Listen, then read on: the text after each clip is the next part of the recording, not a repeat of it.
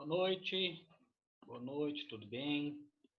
Então vamos lá, vamos começar mais uma aula aqui, né? E hoje nós vamos falar sobre o recurso extraordinário, certo? E aí eu queria ver, né? Se você estiver me ouvindo bem aí, dá um ok aqui no nosso chat, né? Se ficar em silêncio, vou entender que está correndo tudo bem, né? Mas a gente tem, por obrigação, passar o conteúdo. Hoje nós vamos ter uma aula menor, né, de 40 minutos, até porque a aula de hoje é apenas de 40 minutos mesmo na nossa grade horária. Mas a gente vai falar sobre recurso extraordinário, certo? E eu mandei mais cedo aí para vocês uma prévia, né, de uma aula prática que foi dada em um vídeo no YouTube, né? Para você já ir se ambientando, quanto à questão de recurso extraordinário. Até porque a matéria recurso extraordinário, ela é muito mais uma matéria, muito mais uma matéria de ordem constitucional, porque o recurso extraordinário visa corrigir situações para todos os tipos de processo, né? E existe recurso extraordinário também lá no processo penal, como existe também recurso extraordinário aqui no processo civil, né? Só que, assim, primeira coisa que a gente vem falando, desde quando começamos ali o curso de recursos, né? Essa fase desse semestre falando de recurso, a gente falando, ó, o STF, que é o competente, e o recurso extraordinário ele serve para levar um processo, a discussão processual para o STF, certo? Então, interessante a gente levar em consideração isso, tá? E, em primeiro lugar, eu gostaria de iniciar aqui falando, até compartilhando com vocês, aonde que a gente encontra o recurso extraordinário, né? Eventualmente a gente pode ir falando, né? E escrevendo algum texto aqui, que eu posso depois passar para vocês. Mas aonde que a gente encontra esse recurso extraordinário? Vou abrir aqui para vocês, né? A tela. Só um pouquinho, vai ser compartilhado, vocês vão ver meu Classroom. Posteriormente a gente já vai ver, vai abrir aqui isto. Agora a gente vai lá na Constituição Federal, tá? Então, onde está a previsão? Onde está a previsão? Ok? Onde está a previsão? O que a gente tem que estudar? Olha aqui, ó. Vem lá, artigo 102 da Constituição Federal fala que compete ao STF, Supremo Tribunal Federal, principalmente a guarda da Constituição. Isso aqui é interessante, né? Guarda da Constituição, cabendo-lhe, né? E aí vai. Toda matéria, então, é constitucional. A ofensa que deve ser demonstrada no recurso extraordinário é constitucional. Tudo bem, ainda não mostrei a fundamentação aqui do recurso extraordinário, onde é que ele encontra-se, né? Onde encontra esse recurso, mas lembrando que como ele é endereçado ao STF, tem que lembrar que é um recurso de ordem, que é um recurso que tem como objeto guardar a Constituição, né? Depois a gente ir nesse 102 aí, fala, né, STF, e aí a gente vai fazer a leitura, né, do inciso, né? Vamos na interpretação sistemática aqui, né? E nós vamos lá no inciso 3, né? Vamos no inciso 3 e aí a gente vai ver as regras do recurso extraordinário que são expostas na Constituição Federal, né? Essas regras são regras de Exposição, ok? Regras que a gente tem que verificar, né? E olha lá, o inciso 3 aqui que a gente está, do artigo 102 da Constituição, fala assim, ó, fala que é do STF, então aqui nós estamos falando STF,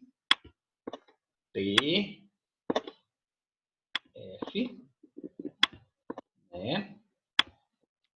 O STF, ó, julgar mediante recurso extraordinário as causas decididas em única ou última instância,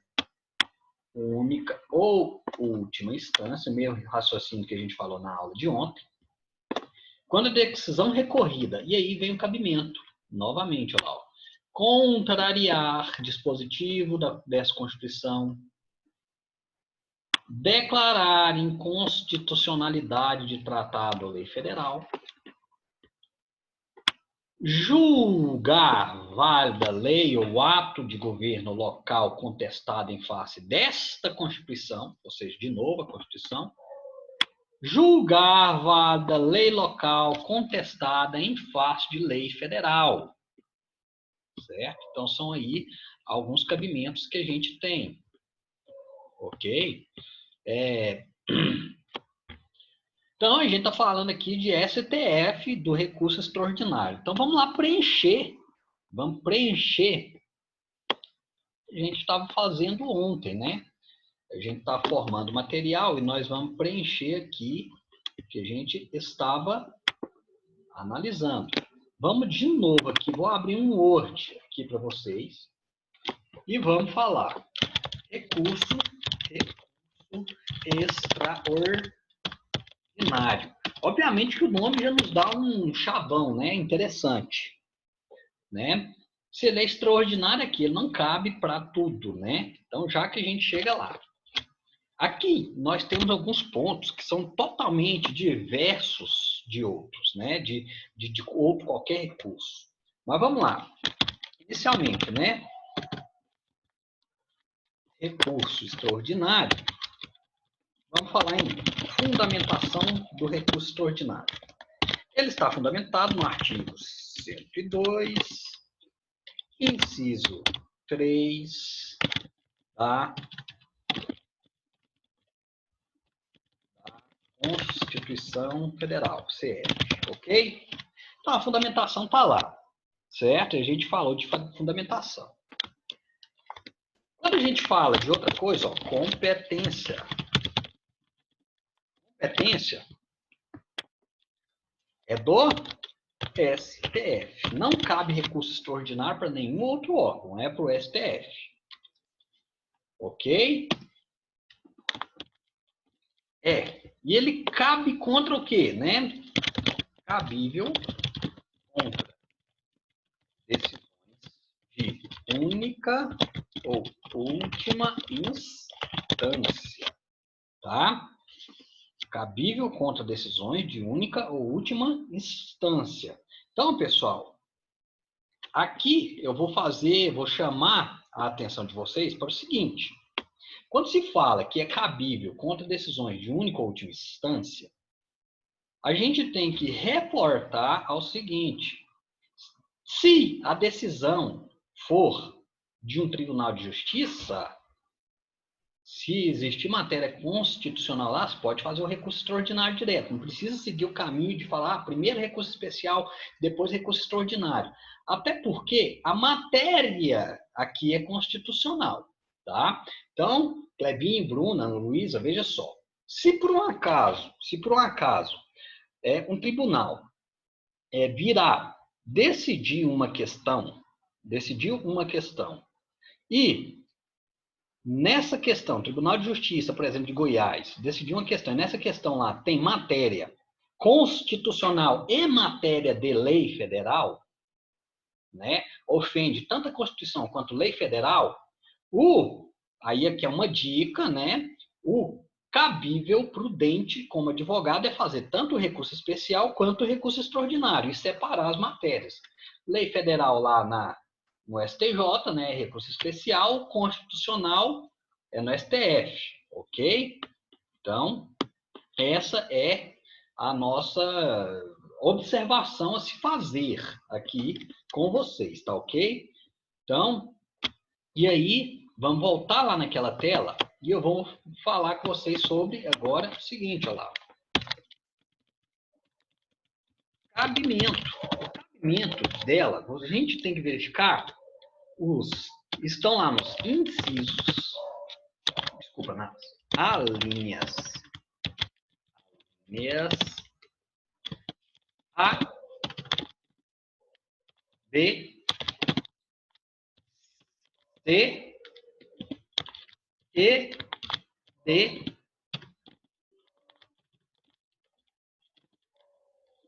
do inciso 3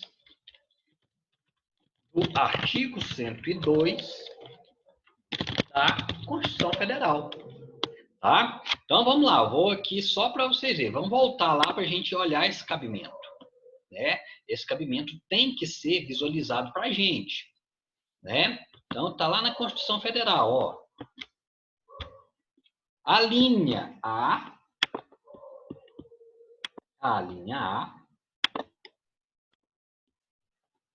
olha lá, ó, contrariar dispositivo desta Constituição. B, declarar a inconstitucionalidade de tratado ou lei federal, sempre falando de constitucionalidade, né? Julgar válida lei ou ato do governo local contestado em face desta Constituição. E, por fim, julgar válida lei local contestada em face de lei federal. Isso aqui é porque tem a ver com questão constitucional também. Certo? Até porque, né, a gente tem que analisar que a lei federal, ela é de competência, ela tem uma competência legislativa justamente na Constituição Federal. E aí nós temos que reportar lá o que diz o início do artigo 102, ok? Espero que vocês tenham aí analisado essa questão do cabimento. E aí, vamos voltar e refrisar. Eu vou lá no início do artigo 102 e refrisar. Ah, mas a linha D parece não ter nada a ver com a Constituição Federal, mas tem sim. Né? Até porque lá no inciso 2, ó, está sempre falando de a guarda da Constituição. Ou seja, o STF vai guardar a Constituição. Né? Então, ele tem a ver, ele é um poder, né, que vai sempre resguardar a segurança jurídica e a soberania nacional. Até porque são princípios constitucionais, certo? Então, aqui está o cabimento do recurso extraordinário. O problema é que o recurso extraordinário, ele ainda tem algumas questões que a gente tem que analisar, que são as questões referentes aos parágrafos, né? Aos parágrafos. Porque, notadamente, lá, a gente precisa de ver aqui, ó, o parágrafo 3º. No recurso extraordinário, estamos falando aqui nesse recurso extraordinário, o recorrente deverá demonstrar a repercussão geral das questões constitucionais discutidas no caso, nos termos da lei, a fim de que o tribunal examine a admissão do recurso, somente podendo recusá-la pela manifestação de 2/3 de seus membros, né? Então, aqui a repercussão geral é um requisito, e aqui eu vou anotar a repercussão geral é um requisito de admissibilidade. Não esqueçam disso aqui. Nesse ponto, repercussão geral no recurso extraordinário é um requisito de admissibilidade. E vamos lembrar, esse requisito aí não tem em qualquer outro recurso, somente tem aqui no recurso extraordinário. Pode notar, certo? Só aqui no recurso extraordinário que a gente tem esse requisito de repercussão geral, pessoal, tá? E aí a gente vai pensar, né? Eu vou pegar aqui, vou voltar lá na nossa gravação, das nossas anotações. E vamos lá, ó. Vou fazer uma observação. Observação importante. Observação importante. O recurso extraordinário, além de possuir todos os requisitos de admissibilidade geral a todos os recursos,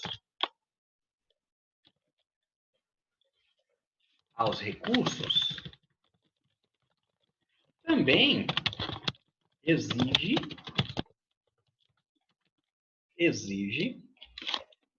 como requisito a demonstração de repercussão geral da matéria questionada. Certo?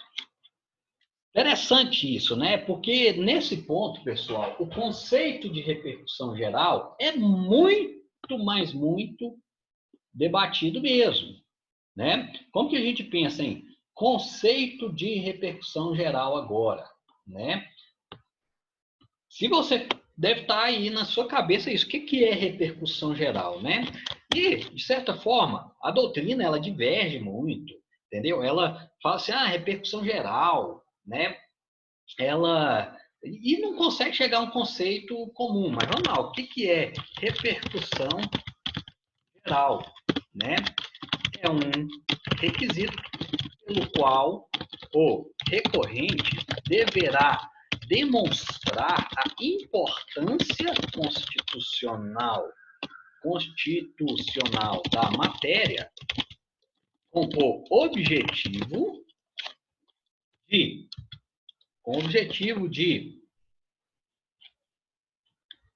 de fundamentar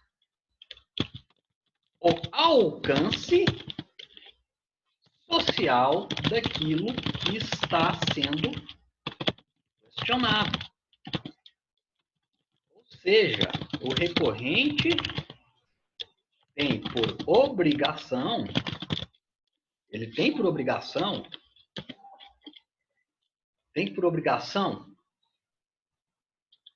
fundamentar e demonstrar que aquela decisão poderá causar insegurança jurídica.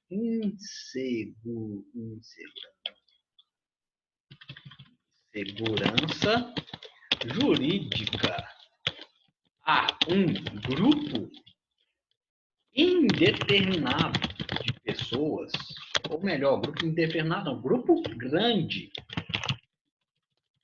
pessoas, de modo que a ofensa constitucional possa trazer um colapso à normalidade da República, ofendendo o direito não apenas de uma pessoa, várias pessoas, né? Pessoa aqui no sentido amplo, pessoa jurídica ou física. Então, olha lá, ó, requisito pelo qual o recorrente deverá demonstrar a importância constitucional da matéria com o objetivo de fundamentar o alcance social daquilo que está sendo questionado. Ou seja, o recorrente tem a obrigação de fundamentar e demonstrar que aquela decisão poderá causar insegurança jurídica a um grupo grande de pessoas, de modo que a ofensa constitucional possa trazer um colapso à normalidade da República, ofendendo o direito não apenas de uma pessoa, mas de várias pessoas, tá? E olha só, por que a gente fala aqui em república? Por que eu estou falando de república? A Constituição Federal, a gente não pode jamais esquecer que a Constituição Federal é a nossa carta magna, aquela que fundou a República Federativa do Brasil, né? Ou seja, a Constituição Federal, ela funda o Brasil, né? Ela constitui o Brasil. E ela deve ser respeitada de uma forma geral, ela deve ser respeitada de modo geral, não pode ser de forma alguma ofendida a Constituição Federal, sob pena de colocar os sistemas, as instituições, as normas de Constituição brasileira em colapso, simplesmente em descrédito, certo? Então, para que serve o recurso extraordinário? Serve para tudo que a gente pensar que ofensa à Constituição. Por exemplo, demonstrar se você tem um processo em que o réu não foi citado para contestar, não apareceu no processo, e o processo foi até o último grau e o réu perdeu a ação, e você vem falando, vem verificando ali. Depois dele perder, ele é intimado da sentença e do acórdão, aliás, de que ele perdeu uma ação, e ele fala, mas eu nunca vim me defender aqui. Ele pode fazer um recurso extraordinário até, apesar que pode também fazer o especial, né? E dizer que ele tinha direito ao devido processo legal, tinha direito também à ampla defesa e ao contraditório, porque são matérias que estão no artigo 5º da Constituição Federal, certo? Outra coisa, negar o uso da propriedade, negar a propriedade. A propriedade é uma cláusula pétrea lá no artigo 5º da Constituição Federal. Quando o judiciário nega a propriedade de direito a uma pessoa, ela pode fazer um recurso extraordinário, demonstrando que ela tem direito à propriedade. Só que, em todos os casos, ela tem que demonstrar essa repercussão geral. Tá? Os exemplos que eu dei foram simplórios. Esses dois exemplos que eu dei foram simplórios. Na prática, acredito que nem chegam ao STF, porque qualquer tribunal vai analisar isso, certo? Até mesmo o STJ vai analisar isso e dificilmente vai chegar lá no STF, ok? Mas imagina se chegar, né? Existe a tal da ofensa constitucional aqui para a gente analisar. Eu vou mandar esse material que a gente está formando aqui também como anexo do vídeo, igual eu mandei ontem, tá? Para vocês poderem rever o vídeo. E, além de rever o vídeo, para que vocês possam ler esse material, né? Mas vamos para algumas questões aqui interessantes do recurso extraordinário, né? Novamente aqui, eu vou fazer o compartilhamento de tela, porque agora nós vamos ver um pouco do STF. Coisa interessante, situação aqui, vocês estão vendo aí o site do STF, eu já, na preparação da aula, eu já deixei aberta a página de súmulas do STF, e me chama atenção algumas questões que falam de recurso extraordinário, notadamente as súmulas 279, 280 e 281, certo? Anota aí no caderno de vocês, tá? Ó, súmula 279. Para simples reexame de prova,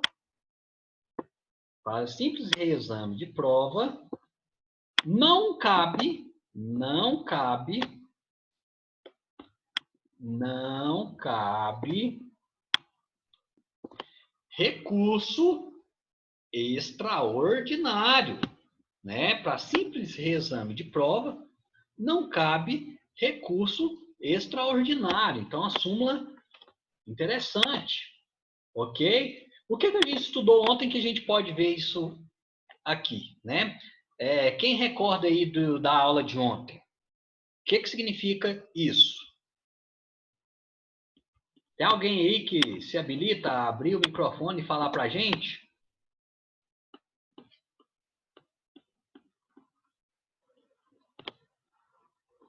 Vamos lá.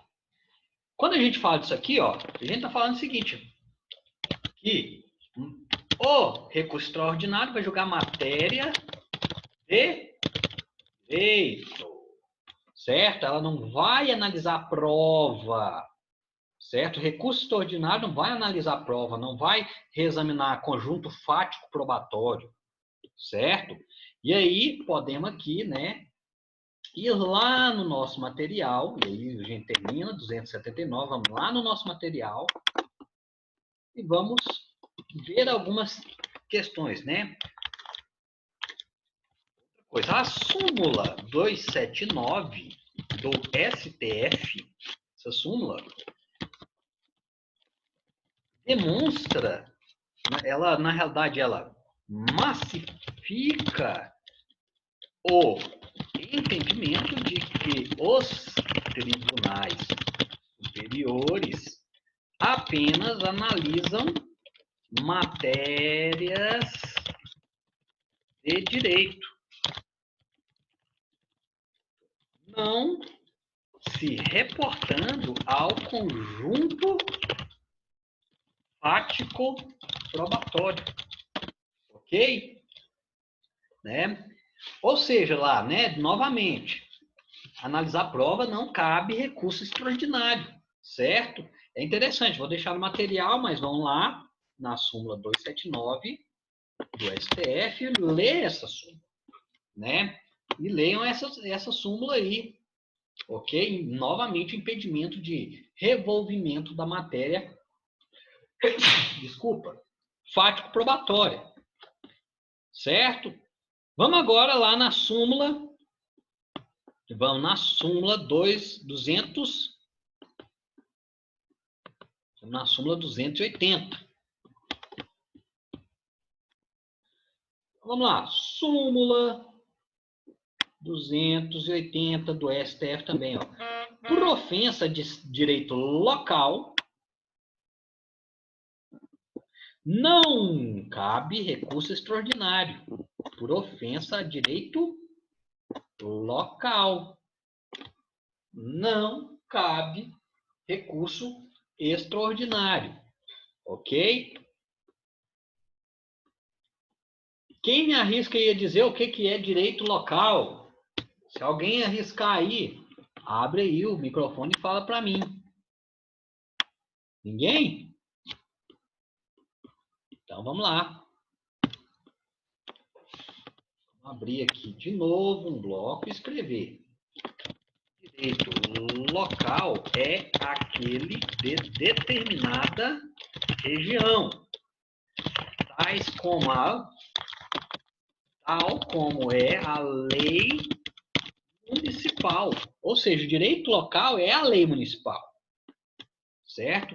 O direito local é a lei municipal, ok? Então a gente tem que pensar nisso.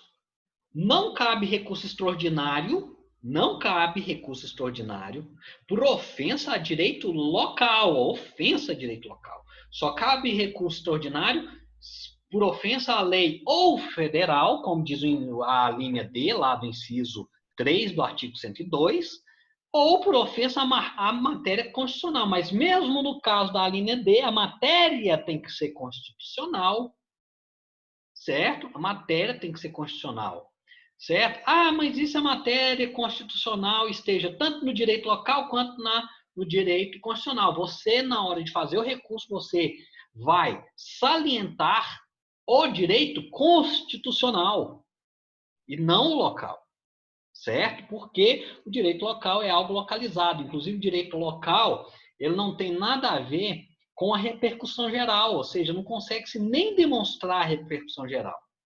Ok? Então, vamos lá. Súmula 280 agora. Vamos lá na súmula 280, né? A súmula 280 do STF impede que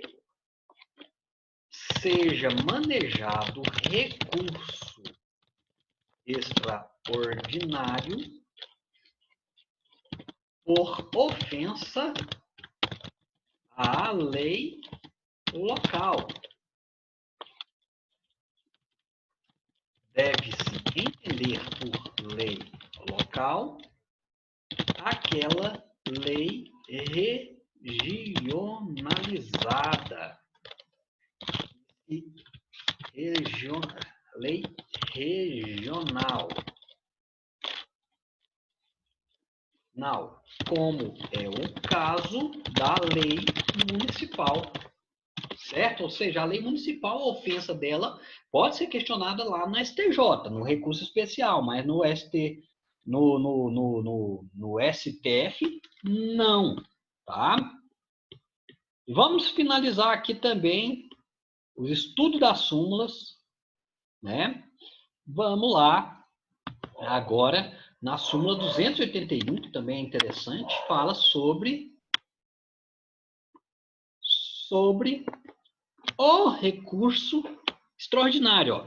É inadmissível,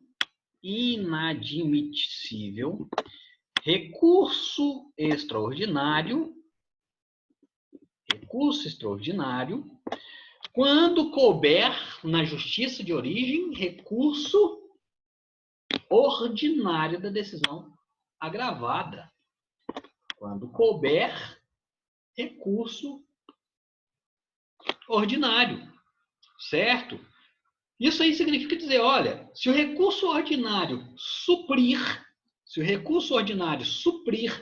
a ofensa constitucional, tem que entrar com recurso ordinário, pessoal. Tá? Que é até uma situação que a gente vai ver na aula seguinte, na aula da semana que vem. Tá? Eu não sei se está aparecendo aí para vocês. Certo? Não sei se está aparecendo aí para vocês, mas pode olhar lá agora, vamos na Constituição. E vamos olhar lá o inciso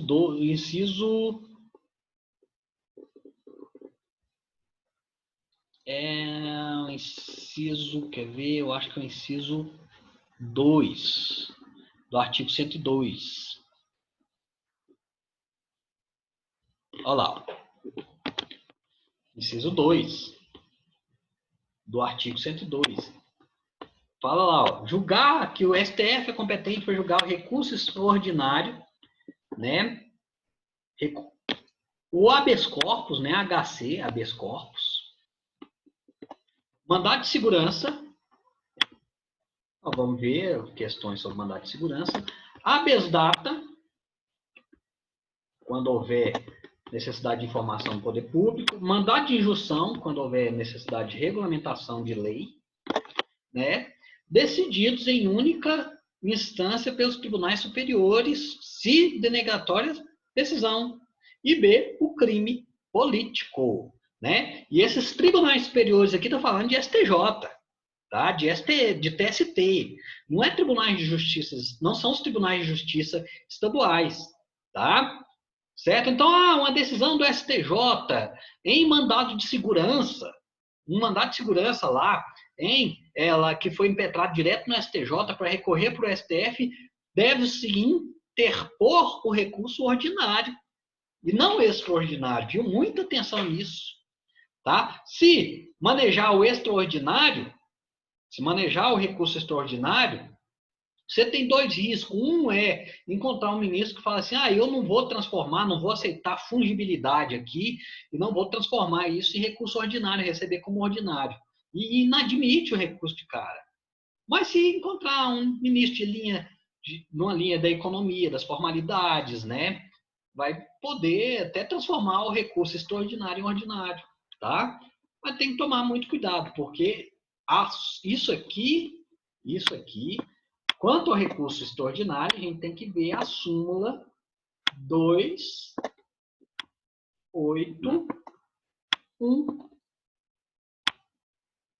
tá? Não é 5.281, não, é súmula 281 do STF.